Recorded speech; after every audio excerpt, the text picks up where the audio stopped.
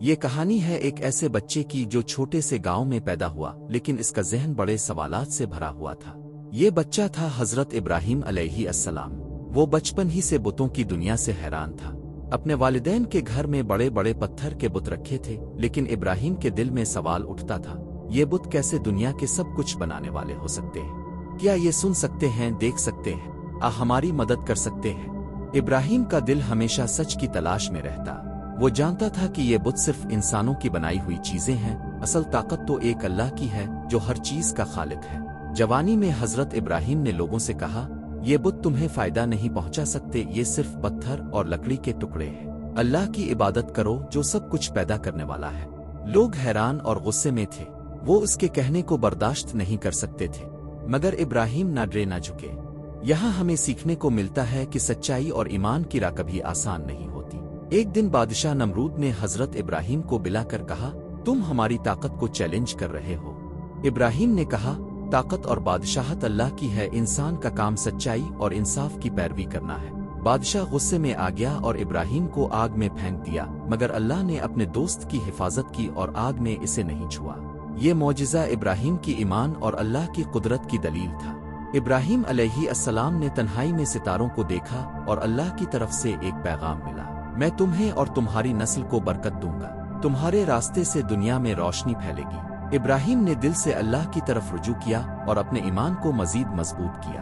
یہیں سے حضرت ابراہیم کا مقام خلیل اللہ یعنی اللہ کے دوست کے طور پر قائم ہوا۔ ایک دن اللہ نے حضرت ابراہیم کو امتحان میں ڈالا۔ انہوں نے خواب میں حضرت اسماعیل کو قربان کرنے کا حکم دیکھا۔ ابراہیم نے فوراً ایمان اور رضا دکھائی۔ حضرت اسماعیل نے بھی بغیر کسی خوف کے کہا، ابو، اللہ کا حکم سب سے اہم ہے۔ جب قربانی کے وقت آیا، اللہ نے معجزانہ طور پر جانور بدل دیا۔ یہ قربانی ایمان، صبر اور اللہ کی فرمانبرداری کا سبق ہے۔ یہ واقعہ آج بھی ہر سال عید الاضحیٰ کے طور پر یاد کیا جاتا ہے۔ حضرت ابراہیم اور حضرت اسماعیل نے مکہ میں خانہ کعبہ کی بنیاد رکھی۔ یہ جگہ اللہ کی عبادت کے لیے مخصوص ہوئی اور آنے والی نسلوں کے لیے رہنمائی بن گئی۔